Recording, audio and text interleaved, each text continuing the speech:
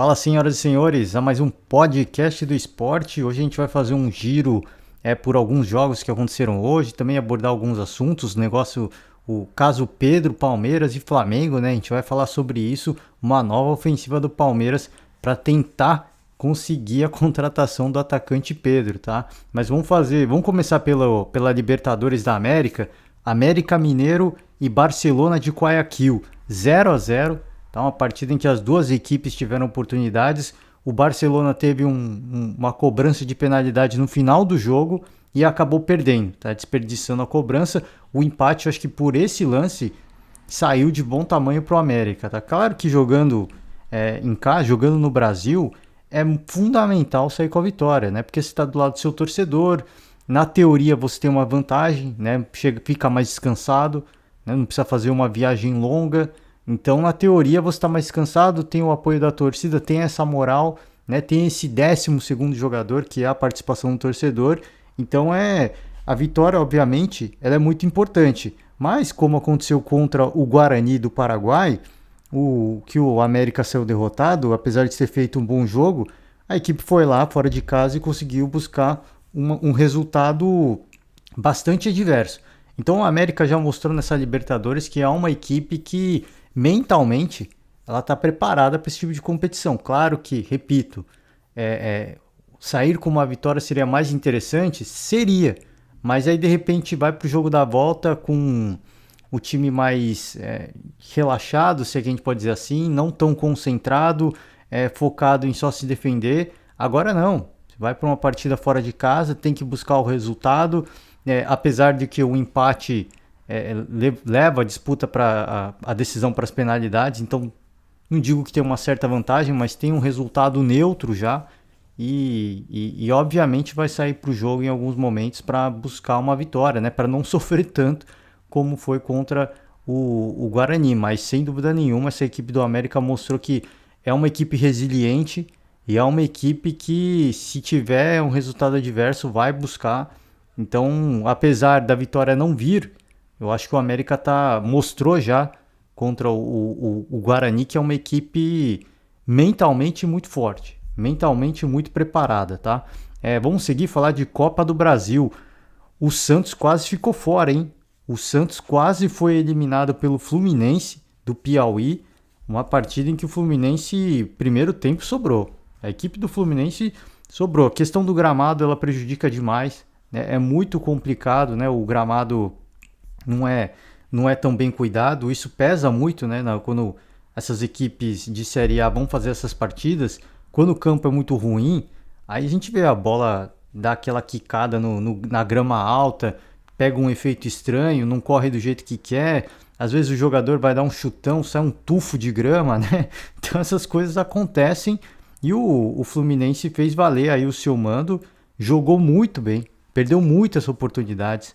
O Fluminense mandou no primeiro tempo da partida, saiu com gol, foi premiado com um gol, e aí o cenário era totalmente negativo pro Santos, né? Porque o Santos teve o Camacho expulso, e aí perdendo de 1-0 já, com o Guarani jogando melhor na partida, era o cenário perfeito para uma eliminação, né? E o Santos teve acho que, cara, não dá para entender o que acontece, né? Dá um clique, né? Dá aquele estalo. Você perde o jogador, tá sendo eliminado da Copa do Brasil. Algumas equipes passando por alguns vexames, já o Grêmio Internacional. E deu aquele clique. E o Ricardo Goulart consegue fazer o gol do empate que leva a disputa para as penalidades. E o Santos consegue vencer o Fluminense na disputa das penalidades, tá?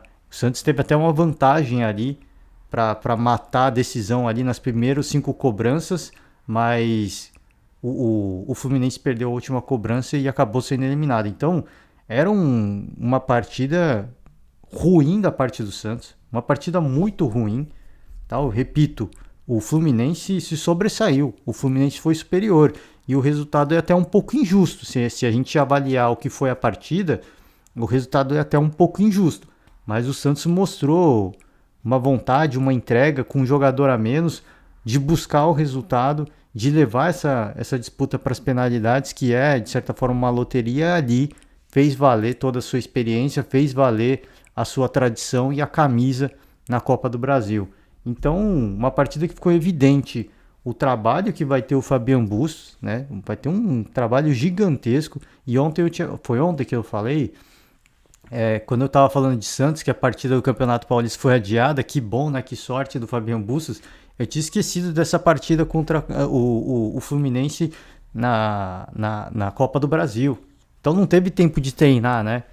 Mas é importante ele sair com essa classificação, não venceu, sofreu e sai com uma classificação. Então acho que é importante porque mentalmente o grupo ganha moral, né? A gente sabe que às vezes não é só questão de ser bem treinado, de ter grandes jogadores, o momento, o aspecto psicológico ele pesa muito, né? E isso vai dar muita confiança, muito moral para esses jogadores que estão no momento de baixa, né? Estão no momento de baixa e tem clássico pela frente e tem que se recuperar e tem que treinar, tem que entender o esquema de jogo do novo treinador.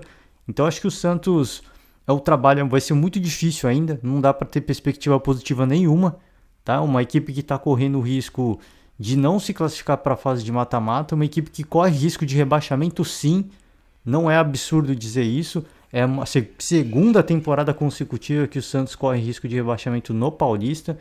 Então, é óbvio, né? Óbvio que tudo isso em virtude de um mau planejamento da diretoria de futebol, e sem dúvida nenhuma. Porque, por mais que dissessem aí, o Edu Dracena queria a permanência do Carille, mas não aguentou a pressão de dirigente. Cara, se ele comanda o futebol, ele tem que determinar o que acontece no futebol, né? Faz parte, faz parte. Ele vai ser cobrado por isso, igual um dirigente. Se ele cedeu, ele vai ser cobrado. Então, não importa se a decisão não foi dele, se a decisão veio do conselho, se veio da diretoria, todo mundo é culpado. Todo mundo é culpado. Não tem quem se salve. Não dá para você tentar tentar sair como herói numa situação adversa. Não tem como. Tá? É a mesma coisa. Eu não assim, eu não gostei muito, por exemplo, puxar a partida do Flamengo, por exemplo, o clássico contra o Vasco, que após o gol do Vasco, o erro do Andreas Pereira, o que o Paulo Souza faz? Ele tira, né, o Andreas Pereira, e aí a torcida vai em massa. E aí eu vi alguns programas esportivos, alguns comentaristas falando, né, pô, esse é o trabalho do Paulo Souza, ele não tá lá para passar a mão na cabeça de ninguém, para dar moral para ninguém. O trabalho dele se ele viu que o cara cometeu um erro, ele tem que trocar para corrigir para o time vencer. Agora, a gente sabe que se os jogadores entenderem que o Paulo Souza está querendo sair como herói só para agradar o torcedor e assim, pouco ligando para a questão jogador, né, eu vou fazer a minha parte. Eu vou tirar o cara aqui, a torcida vai vaiar, o cara vai cair em desgraça e eu vou me consagrar, né? Se ele tiver com essa vaidade, se os jogadores entenderem que ele tá com essa vaidade, ele vai perder o vestiário. Eu imagino que não, mas eu acho que ele foi muito mal nesse lance. E aí todo mundo é culpado. Só tô falando isso porque assim, não tem como você sair como herói quando todo mundo tá sendo cobrado. Não tem. Então ele como é o comandante, ele tem que chamar a responsabilidade também, tem que puxar a culpa para ele. E repito, assim, eu concordo com o que alguns comentários falaram, né? Ele tem que buscar o resultado, ele não tá lá para ser pai de ninguém, ele tá lá para ser treinador. Mas de repente, e isso é uma postura que assim, não foi só nesse jogo, né? Não tô querendo causar discórdia de forma alguma, mas não foi nesse jogo. A gente vê por algumas coletivas a forma como ele aborda algumas situações, meio que parece que ele tá querendo tirar o dele da reta, né? E ele tem que blindar o elenco. Esse é o trabalho dele. Né? Não adianta ele vir em pistola, falar que um não entendeu o esquema de jogo dele, que o outro cometeu um erro, que o outro cometeu uma gafe.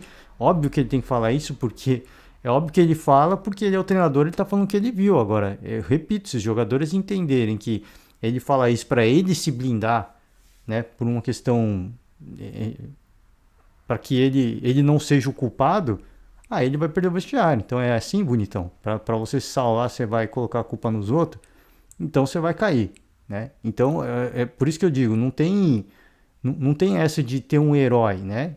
Se cedeu, no caso, agora voltar para o Santos, Edu Dracena. Se o Edu Dracena cedeu uma pressão, ele também está no meio. O erro também é dele agora, né? Ele faz parte dessa nova gestão de futebol do Santos. Por mais que ele quisesse a permanência do Carille, e eu também achava que o Carille tinha que permanecer. Eu, sincero, honestamente, eu acho que o Carille ia conseguir arrumar o time, mas precisava de tempo. A gente vê o São Paulo hoje. O São Paulo demorou muito a engrenar, mas demorou muito. E hoje começa a engrenar e começa a colher os frutos de um projeto, né, de acreditar em um trabalho. Acreditar eu acho que não, já falei isso ontem, né? Eu acho que muita gente quis mandar ele embora. O grande problema foi aquela coletiva sincerona do Rogério Ceni, que aí a torcida fechou com ele. Aí não tinha mais jeito de mandar o cara embora. Mas se a torcida não tivesse fechado com o Rogério, se o Rogério continuasse com aquelas coletivas desanimadas, né, sempre cabisbaixo, sempre falando de problema de contratação e tudo mais, não abordasse problemas na estrutura do São Paulo, ele muito provavelmente não estaria no São Paulo hoje. Esse trabalho que a gente vê hoje não teria frutos, não teria rendido frutos. Então acho que é isso, assim, o Santos vai ter muito trabalho e agora vai ter que jogar todo mundo junto, né? Independentemente do que aconteça, para o bem ou para o mal, agora vai ter que tocar o barco e seguir com esse novo planejamento, porque o primeiro já fizeram a gafe, né, de errar, de manter o Carille, agora aguenta a bronca, agora aguenta e tem que apostar que esse trabalho vai dar certo. Tem que apostar, não tem outra alternativa, né? Senão é assinar a carta do, do vexame e que quer que aconteça, não ir para a fase de mata-mata ou ser rebaixado, já vai ser um prejuízo muito grande, né? No aspecto, pelo menos no aspecto esportivo. Financeiramente, os caras podem estar nem aí, que eu acho que a grana é importante, mas enfim, às vezes os caras não estão nem aí. Mas no aspecto esportivo isso pesa muito. Uma equipe tão tradicional como o Santos, super campeã do Campeonato Paulista, mais um ano não ir para uma disputa de mata-mata, não digo que é vexatório, mas o aspecto esportivo é um prejuízo muito grande. Fica uma marca no clube, né, que revelou aí grandes talentos, grandes jogadores, fica uma marca muito negativa, né? Então, acho que essa classificação traz moral, mas vai ter muito trabalho. Isso não pode mascarar os problemas que a equipe do Santos tem, tá?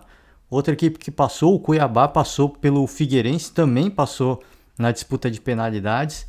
Disputa difícil, né? E o Cuiabá, a equipe de Série A, prevaleceu nessa disputa, tá? Assim, obviamente, peço perdão ao torcedor aqui, que eu não consegui acompanhar a partida, então não tem muito material para falar sobre, mas é mais uma equipe da Série A que segue viva na Copa do Brasil e uma equipe que eu, o ano passado, começo do campeonato, os caras demitem o Alberto Valentim, eu falei, vai ser rebaixado, né? A equipe começou o torneio agora, maior competição dos caras, eles mandam o treinador embora, não mostra convicção nenhuma no trabalho, né? E um treinador foi campeão estadual com o Cuiabá na época. E aí a equipe, óbvio, passou por dificuldades, mas permaneceu na Série A com uma certa tranquilidade, tá? Mostra que essa questão de clube e empresa, você gerir o clube como uma empresa, com seriedade, você colhe frutos. E uma equipe extremamente modesta como o Cuiabá, mas com muita organização de bastidores, é óbvio que a gente não sei os problemas que tem, tá? Porque a gente não tá lá no meio. Não tem como falar, de repente alguém de dentro fala, não, tem um monte de problema. Você acha que tá tudo certo, mas não tem. Aparentemente, pra gente que vê de fora, tá tudo certo, né? O clube é gerido com seriedade como uma empresa.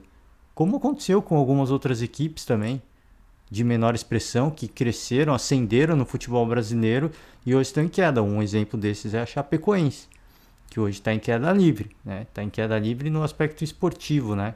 Eu também não sei, na questão de gestão, é óbvio que também não deve estar legal, né? É óbvio que não está legal. Se o resultado que a gente vê dentro de campo não está bacana, internamente também não deve estar legal. Mas, repito, normalmente, quando você tem uma gestão séria, pô, você só vê o Cruzeiro, que o Cruzeiro se reestruturou, jogou de igual para igual contra o Atlético Mineiro. E poderia ter saído até com a vitória. Tem um pênalti ali que poxa, sincero, honestamente não foi, né? Não sei, eu não vi ninguém que falou que foi aquele pênalti, né? Mas é difícil, assim. Não tem árbitro de vídeo, o árbitro meio mal posicionado, toma um golpe de vista, o lance na velocidade normal é muito rápido. Pega pra ver o lance no velocidade normal mesmo. Pô, tem ângulo de câmera que parece que foi um pênalti absurdo, um cabuloso. E aí você pega outros ângulos e você vê, poxa, não teve nada, né? Não teve nada, mas aí é um ângulo de visão que o árbitro não tem. Não tô aqui querendo eximir, tirar a culpa do árbitro, até porque tem bandeirinha pra isso, né? Agora, puxando de novo a questão da organização, o Cruzeiro poderia ter saído com a vitória, poderia ter saído com o empate, ou o Atlético teve o mérito de fazer um gol no final da partida e sair com a vitória. O pênalti, a equipe não tem nada com isso, a arbitragem marcou, eles vão lá e põe o Hulk põe a bola para a rede, né? Então, poxa, é coisa circunstancial. Aí o Ronaldo vai lá, faz o seu protesto, ele tem que fazer mesmo, mas não adianta ele dar esse show aí que não vai acontecer nada, tá? Porque o Cruzeiro ainda tem muito chão para queimar, para chegar, para ter mais poder de influência ali no estado de Minas Gerais, tá? Tem história para isso, mas hoje, cara, assim, é um time que ainda precisa conquistar muito reconquistar muito terreno para ter poder de chegar e de falar e de ser ouvido pela federação. É óbvio que todos os clubes têm que ser ouvidos em pé de igualdade, mas uma equipe como o Galo, que hoje está na Série A, venceu 2 grandes torneios recentes, já tem um título esse ano, tem o super elenco que tem, vai ter estádio novo. Poxa, é muito mais difícil. O poder de influência que tem o Galo hoje em Minas Gerais é muito maior que qualquer outra equipe do estado. Muito maior, muito maior. Mas eu acho que o Ronaldo tem que fazer o papel dele de dirigente, de ir atrás, de cobrar, né, mais igualdade, porque é só assim que dá para competir. É só assim que dá para competir. Não tem outra alternativa, né? Mas competiu. Eu acho que o mais importante é dizer isso. O Cruzeiro, apesar da derrota, competiu muito. E a partida foi muito difícil. Como eu repito, o Cruzeiro poderia ter saído vencedor ou ter saído com empate. Agora, o pênalti foi marcado, coisa de ocasião. E aí não tem muito o que dizer, né? Porque assim, aí você vai pôr a culpa no pênalti na arbitragem, tudo bem. Mas o gol da virada do Atlético Mineiro aí foi mérito do Atlético e demérito da equipe do Cruzeirense. Mas você pode reclamar do pênalti. Mas se você também não segura o resultado, você sai com a derrota. Né? Então, tem dessas coisas, né, que a gente fala. O Guto Ferreira, ano passado, falando que era prejudicado, e aí o Bahia foi rebaixado, né? A arbitragem prejudicando o Bahia. Pô, o Bahia foi rebaixado só por erro de arbitragem, é isso? É óbvio que a arbitragem compromete, mas assim, né? Você não pode pôr só na conta da arbitragem. Até porque o Atlético tinha tido, já até a altura até o momento do gol do Cruzeiro, o Atlético tinha tido um caminhão de oportunidades, não foram efetivos. Então a virada poderia acontecer em tempo normal também. Foi infeliz a arbitragem, e aí, ó, repito, tem que ser criticado, tem que ser criticado. Agora, é o que eu falo, não dá para um erro, você não pode pôr um erro só na culpa da arbitragem, como foi o Vasco também com o caso do jogo contra o Flamengo, né?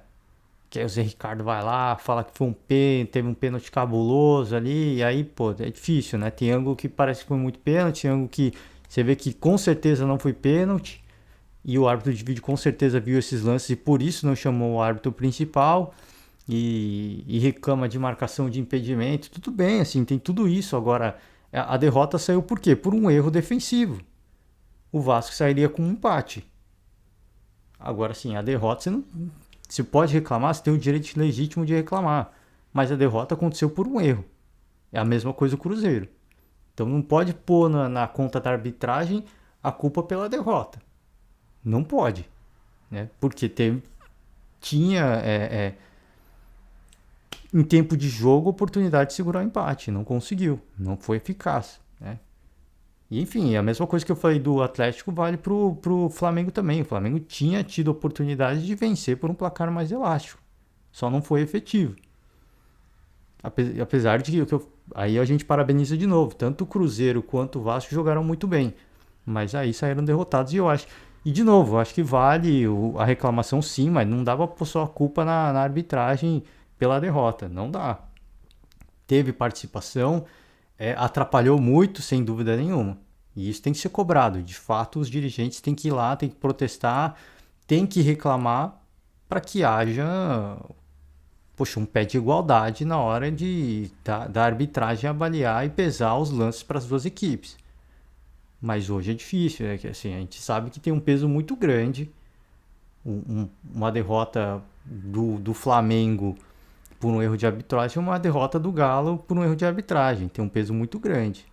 Isso é inegável, inegável. Lógico, a arbitragem tem que ser idônea? Tem, por isso que se chama juiz, né? Juiz. O cara se chama juiz, porque ele tem que ser idôneo. Ele tem que, não pode ter, ele tem que apitar igual para os dois lados agora. A gente sabe que pesa, né? Na balança acaba pesando, inconscientemente acaba pesando. Por quê? Porque o poder de influência tanto de Flamengo hoje no Rio, quanto do Galo no estado de Minas Gerais é muito grande. Assim, é muito grande. Se perder um clássico por um erro de arbitragem, pô, os caras vão sair em cima. E o que os caras têm de influência hoje é um absurdo. Mas que tem que ter um pé de igualdade, isso tem que ser idôneo, né? Não tô falando que o árbitro foi tendencioso, não é. Agora sim, se acontecesse um lance igual, um pênalti igual pro Cruzeiro, certamente o árbitro não ia marcar. Certamente não, ele ia dar uma segurada e ele ia pensar duas vezes antes de marcar. Porque ele precisa ter a convicção. Agora, contra o Cruzeiro, ele marca porque ele viu o lance, mas certamente que ele não tinha 100% da convicção. Mas ele marcou, né? Então, enfim, né? Não vou me delongar, tava falando de Cuiabá, você vê, a gente já sai para Super Clássico Mineiro, vai pro, vai pro Clássico dos Milhões do Rio de Janeiro, e é isso. Então passou o Santos, passou o Cuiabá, e o América vai decidir o seu destino no jogo da volta contra o Barcelona de Guayaquil, tá? Vamos falar agora da situação do caso Pedro Palmeiras. O Palmeiras tentou uma nova ofensiva para a contratação do atacante Pedro, tá? Pelo que a gente pôde apurar, o Palmeiras ofereceu 25 milhões de euros. Tinha inicialmente sugerido à empresária do Pedro 20 milhões. Tá? Aí o Palmeiras não tinha falado com o Flamengo, sugeriu ao empresário do Pedro para que o Pedro levasse essa proposta para a diretoria rubro-negra, 20 milhões de euros. Agora sim houve uma ofensiva oficial e ao que notícia do Globoesporte.com. Ao que parece, o Palmeiras ofereceu 25 milhões mais dois jogadores. O Landim, que é o presidente do Flamengo, aí diz que ele ligou para o presidente do Palmeiras e cordialmente recusou a oferta, mas ao que parece, e aí eu não sei se é notícia oficial ou não, aí são boatos, o Flamengo aceita os 25 milhões de euros, mas esses dois jogadores, o Flamengo quer o Patrick de Paula e o Gabriel Menino, que o Palmeiras ofereceu dois jogadores da reserva, tá? E esses dois são reservas, mas certamente não foram esses que o Palmeiras ofereceu. E aí, no lado palmeirense, já houve uma certa freada, porque, poxa, apesar dos dois não serem uma unanimidade hoje, eles já fizeram muito no passado. Então, o Palmeiras sabe do potencial que eles têm, sabe do quanto eles valem, quanto eles podem valer se eles voltarem a jogar futebol. Então, é uma situação, uma operação bastante delicada. Se o Palmeiras quiser realmente o Pedro, vai ter que desembolsar mais grana, ou vai ter que abrir mão de jogadores importantes. E o Flamengo não é besta. O Flamengo vai, pelo menos um jogador da base entre aspas, né? Um jogador jovem vai sair nessa transação. Se o Palmeiras quiser o Pedro, o Flamengo não vai abrir mão do Pedro para não ter, se for para ter um jogador que tem mais idade. O Flamengo não vai entrar nesse risco. Porque o Flamengo quer ter esse potencial de ter um atleta que vai valorizar e aí sim compensar, de repente, a multa de 100 milhões de euros que tem em cima do Pedro, tá? Por isso que a gente fala. Os caras falam, quer tirar o Pedro, paga a multa, né? Isso aí não existe no futebol. Isso não existe no futebol. As pessoas ficam falando, tá mexendo no meu time. Aí fica doído, fica chorando. Peço perdão aqui, mas essa que é a verdade. Fica de chororô, todo mundo sabe que não é assim. Tá? O Flamengo mesmo vai assedir outros jogadores de outras equipes.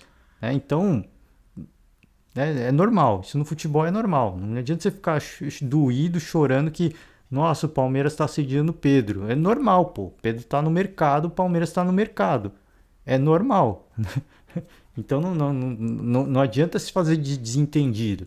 Agora, o Palmeiras fez uma tentativa para entender primeiro se o Pedro teria interesse. Aparentemente o jogador demonstrou que sim, mas que aí agora o atleta se mantém totalmente fora da equação. O atleta não vai se manifestar. Agora é questão de diretoria para diretoria. E eu tinha falado aqui, né? Se o Palmeiras oferecer 30 milhões, o Flamengo cede.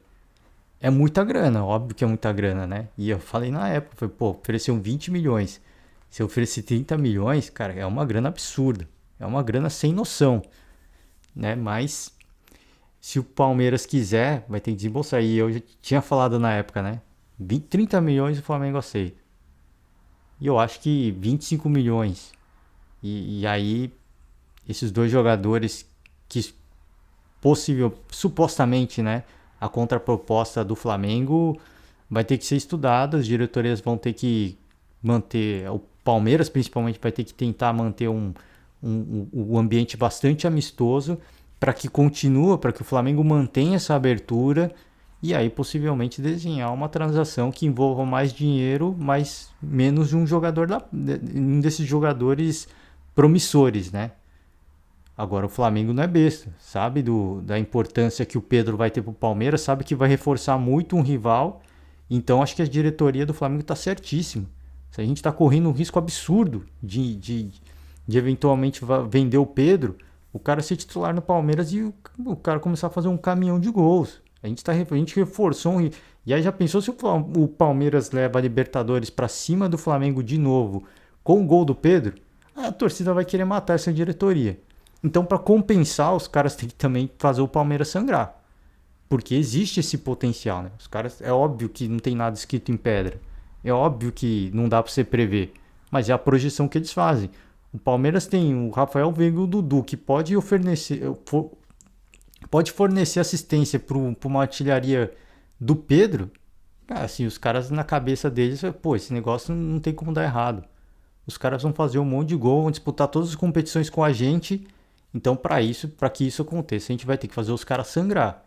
E como vai fazer isso sangrar é mexendo no bolso. Pega dois jogadores jovens que o Flamengo pode aproveitar, que podem se valorizar e o Flamengo ganhar muita grana nessa transação. E aí compensar de outras formas, né?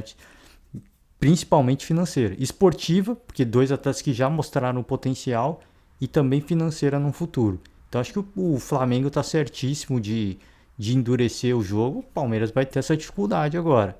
Mas que existe essa possibilidade do Pedro ir para o Palmeiras, agora essa possibilidade ela é real, porque aparentemente houve uma abertura. Que até então o que a diretoria do Flamengo falava é: não negociamos o Pedro com outro clube brasileiro, principalmente o Palmeiras, que é hoje o maior rival nacional do Flamengo. A rivalidade é muito grande essas duas equipes. Então, não negociamos com outra equipe brasileira, principalmente o Verdão. Agora não, já houve uma abertura. Então, acho que é uma sinalização positiva e para a diretoria do Palmeiras, acho que é o melhor dos cenários. Assim, você conseguir pelo menos essa abertura para que fora de campo a rivalidade vai se manter. Fora de campo não, dentro de campo e fora de campo questão torcida, né? Agora, questão diretoria, se eles conseguirem manter essa cordialidade, eu acho que é importante. São duas das principais equipes do cenário nacional hoje e podem ser duas equipes que podem ter um impacto muito grande numa possível formação de uma liga de clubes, né? Que se fala muito, a gente não falou aqui no podcast, né? Mas essa liga de clubes, existem discussões para que aconteça. Eu acho muito difícil de acontecer, tá? Porque todo mundo vai querer ganhar uma porcentagem igual e isso é impossível. É impossível. Vão ter equipes que vão jogar muito mais jogos, vão ter equipes que vão ganhar mais títulos. Essas equipes necessariamente têm que ter uma porcentagem a mais. Mas óbvio que outras equipes, por exemplo, o Corinthians vai ser inadmissível o Palmeiras ter uma porcentagem maior que o Corinthians. Ah, mas o Palmeiras ficou em terceiro lugar, o Corinthians ficou em quinto lugar no último Brasileirão. Não interessa. Não interessa. Eu não quero ganhar. Eu tenho mais torcida. Eu não vou aceitar que o Palmeiras ganhe. Por isso que eu acho que é delicado. Mas essas duas equipes, pelo menos diretoria, pensando junto, eu acho que já é um bom caminho aí para essa formação, para fortalecer essa ideia dessa liga de futebol brasileira, tá? De clubes brasileiros. Mas enfim, é uma negociação que é, existe conversa, pelo menos antes sequer existia conversa, e agora no imaginário do torcedor palmeirense isso começa a tomar corpo e o torcedor sinaliza aí de uma forma meio assim, poxa, é o Pedro, né? Mas Gabriel Menino e Patrick é complicado. Então vai ser um balanço delicado, uma negociação bastante difícil, com cifras muito altas, é verdade, mas repito, pelo menos houve uma abertura. Antes não havia sequer uma abertura para isso. Agora já tem uma porta, né? E essas partes já se conversam. Então acho que isso é um sinal importante para o Palmeiras, mas vai ter muita dificuldade de fechar essa negociação, se é que vai seguir com essa negociação, tá? Questão Yuri Alberto, que a gente ouviu aí, né, nessas últimas horas é que não há qualquer negociação, tá? O empresário do jogador falou que o Yuri Alberto vai permanecer no Zenit, o Zenit não vai negociar o jogador, apesar da FIFA declarar aí, falar que o contrato dos atletas vai entrar no status de suspenso, que, querendo ou não, o jogador tem um contrato com o clube, né? E aparentemente ele não vai sair, vai permanecer na Rússia, porque o campeonato russo deve seguir também. Então o jogador deve permanecer lá. Acho que a grande maioria dos clubes russos vão continuar, assim, não vão abrir mão de jogadores. É óbvio que a FIFA falou, os jogadores podem suspender o contrato unilateralmente se ele quiser, mas os caras não vão fazer isso, né? Eles não vão se dispor. Por quê? O salário que eles ganham lá é muito mais alto. Apesar da moeda estar desvalorizando por causa da guerra e tudo mais, o que eles têm lá é muito mais do que eles teriam no Brasil. Muito mais, tá? E continua, querendo ou não, apesar da guerra, apesar das sanções econômicas, a vitrine ainda é muito maior. É muito maior. E a guerra não chegou para eles, tá? Então eles seguem a vida normal. Óbvio que com mais dificuldades agora, questão de suprimento, deve estar tudo mais caro lá, absurdamente caro, porque, né, tem embargos econômicos. Então a dificuldade realmente existe. A gente vê empresas fechando ali as portas, fechando, saindo da Rússia, né? Por exemplo, a Coca-Cola saiu, o McDonald's encerrou as atividades, pelo menos por enquanto. O Starbucks também encerrou as atividades. Então você vê, vai ficando mais difícil. Vai ficando mais difícil. As coisas vão ficando mais caras. Então, óbvio que existe essa dificuldade, mas para eles, pelo que eles ganham lá, é muito mais do que eles ganham no Brasil. Então, muito difícil que eles deixem o clube, por mais que eles tenham essa opção de vou suspender o contrato unilateralmente. A FIFA vai reconhecer, mas depois o cara não volta mais pro clube, né? A gente não sabe como é que vai acontecer. Aí, se depois não volta, não. Quando começar a temporada russa, ele tem que voltar. E aí, de repente, a equipe deixa ele no banco, não coloca ele para jogar, o cara fica esquentando o banco, perde totalmente a visibilidade. Então é realmente muito difícil, tá? Caso o Pedrinho, pelo que a gente pôde levantar, o Pedrinho quer ficar no Brasil, sim, tá? Nesse tempo de suspensão de contrato, ele não quer ir para a Europa, ele quer ficar no Brasil. Isso é um sinal positivo para as equipes brasileiras, mas caso, por exemplo, Corinthians, eu acho complicado. Apesar da identificação do jogador, o Corinthians quer um centroavante de ofício, né? Aparentemente é isso. O Corinthians precisa de um centroavante de ofício. O Pedrinho não é esse cara. E já tem jogadores com a característica do Pedrinho, se é que a gente pode dizer assim, né? Então eu não sei se aconteceria. Outras equipes têm interesse no jogador, então vamos acompanhar, né? O jogador, óbvio, deve estar muito difícil ainda de tentar tocar a vida, mas essas coisas começam a acontecer já. Já começa a pipocar proposta e o empresário já começa a se mexer para definir o futuro do jogador, pelo menos nesse tempo aí, né? Até porque a temporada europeia vai terminar em breve, né? Não tem muito tempo aí, tem alguns meses para a temporada europeia acabar, depois o cara fica parado, né? Então, ficando no Brasil, se a guerra seguir, ele tem a perspectiva de ficar até o final do ano, né? Seguir jogando, seguir se valorizando, se é que pode dizer assim, ganhando visibilidade eventualmente para uma convocação para a seleção brasileira, por que não? Então tem todos esses fatores, né? Então a gente vai seguir acompanhando como é que vai ser a situação desses atletas e eu falei e vou repetir, eu acho que para os atletas que atuam no futebol russo, muito difícil qualquer negociação, muito difícil, porque o campeonato russo vai seguir e por mais que o clube falar não vou ceder, pelo que a gente viu ontem, tá, memorando da FIFA lá, né? O jogador tem a possibilidade de suspender o contrato unilateralmente. Então eu vi alguns. E eu não sei se isso é possível ou não também, tá? Porque eu vi alguns comentários falando: o clube não vai negociar, o clube não vai liberar. Mas se a FIFA falou que ele pode rescindir o contrato unilateralmente, aí não tem o que fazer, não tem o que o clube liberar ou não. Mas aí o atleta vai ficar queimado, vai ganhar muito menos, né? Porque se rescindir o contrato, vai parar de receber o salário da Rússia, né? Então tem todos esses fatores aí. Eu acho muito difícil que os atletas que atuam no futebol russo fiquem disponíveis para o mercado brasileiro e qualquer outro mercado, né? A menos que haja aí de fato uma contratação e aí sim, mas não pode ser contratado, né? Porque o contrato está suspenso. Quando voltar a temporada russa, os caras têm que voltar, o contrato volta ativa, né? Então é delicado, você não vai conseguir, na teoria você não vai contratar ninguém. Você contrata o cara temporariamente. Imagina, se por um time da Inglaterra quer contratar o Yuri Alberto. Beleza, assim, o Yuri Alberto pode suspender o contrato, mas quando voltar a temporada russa, ele tem que voltar para a Rússia, se reapresentar, e aí sim, aí o clube vai ter, aí, sei lá, o cara vai pro Liverpool. Aí o Liverpool vai ter que negociar a contratação em definitivo, e aí as cifras são muito mais altas, né? Então não vale a pena para o jogador também sair agora com o futebol russo rolando. É complicado, é realmente muito complicado. Apesar dessa possibilidade, o cara precisa estar querendo muito sair da Rússia, né? Precisa estar querendo muito. É muito delicado mesmo, é realmente muito difícil. Então, mas para os jogadores do futebol ucraniano, aí sim a possibilidade existe, mas é que eu falei, é aquilo que eu falei, aí é para o mundo inteiro, né? O mundo inteiro pode contratar os jogadores, mas no caso do Pedrinho, pelo que a gente viu, ele quer permanecer no Brasil. Nesse tempo aí, em que ele não tenha que voltar para a Ucrânia por questões contratuais, ele quer permanecer no Brasil. Então, muito bom para alguns clubes brasileiros, porque é um jogador importante. É um jogador de muita qualidade que ajudaria muitas equipes no futebol brasileiro, tá? E é isso, gente. Acabei me delongando um pouco aqui. Queria fazer um formato mais curto. Acabei passando quase 10 minutos do que eu queria.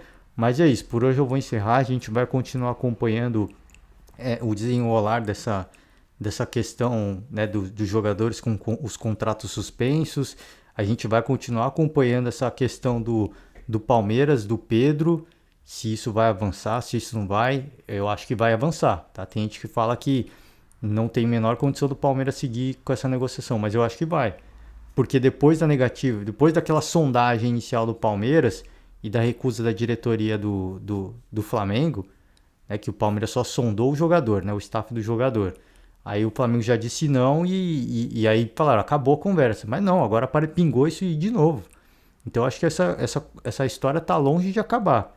As equipes obviamente vão tentar cada um ganhar mais que o outro, né? Até porque é realmente muito complicado mesmo. Você entregar um jogador com a qualidade do Pedro pro Palmeiras, pô, tem que sair caro pro Palmeiras também. Não pode sair barato. Então eu acho que vai seguir, vai ser muito difícil se vai acontecer ou não. Eu acho aí, cara, sincero, honestamente, a minha opinião pessoal, eu acho que vai acontecer, tá? Eu acho que vai acontecer, mas o Palmeiras vai sangrar. O Palmeiras vai ter que abrir mão de muita coisa para isso, mas eu acho que vai acontecer e se acontecer, eu acho que vai dar certo. Pro Pedro e pro Palmeiras vai dar muito certo, mas não sei, assim, é muito delicado, é realmente muito difícil você pedir dois jogadores, por mais que estejam em baixa, o Patrick de Paulo Gabriel, se isso for verdade mesmo, né? É muito difícil pro Palmeiras abrir mão disso, muito difícil, porque, pô, só os dois jogadores já valem mais que o Pedro. Se juntar os dois jogadores já vale mais que o Pedro. É muito delicado, né? É muito complicado mesmo, mas minha opinião pessoal, assim, pelo que a gente tá vendo, que falei, antes todo mundo falou que deu como encerrado, já pingou isso de novo. Aí pingou esse boato de uma contraproposta. Eu acho que isso vai seguir, eu acho que vai acontecer, tá? Eu acho que a diretoria do Palmeiras entendeu que realmente está muito difícil ter um centroavante com a qualidade do Pedro no mercado disponível pelo valor que o Palmeiras quer pagar e vai buscar essa solução no mercado brasileiro mesmo, nem que tenha que pagar muito. Eu acho que o Palmeiras agora sim, a Leila vai abrir os cofres e vai ter que ceder jogadores importantes para essa diretoria. Então é isso, gente. Vamos seguir acompanhando. Repito, isso é só minha opinião pessoal. Se é o que vai acontecer ou não. Se não acontecer também, a gente fala, ó, errei, faz parte. Realmente é difícil. Eu já estou falando aqui, batendo essa tecla várias vezes. é realmente muito difícil. Muito difícil. Pô, você imagina você numa situação de dirigente, né? O potencial que você pode ganhar de grana. E aí, de repente, o Flamengo ganha milhões e milhões com a transição desses jogadores, e aí a torcida vai cobrar depois, né? Então, para as duas equipes é complicado. Porque eu falei, se o Palmeiras ganha uma Libertadores em cima do Flamengo com o gol do Pedro, você imagina o pandemônio que vai ser no Rio de Janeiro, né? Da torcida do Flamengo é a mesma coisa do Palmeiras. Se o Palmeiras perde uma Libertadores com o gol do Gabriel Menino ou do Patrick de Paula, aí vai ser um pandemônio lá do Palmeiras, aqui em São Paulo. Então é realmente difícil. Vou fechar por hoje. Desejar para todo mundo um forte abraço, uma ótima semana e até a próxima. Tchau!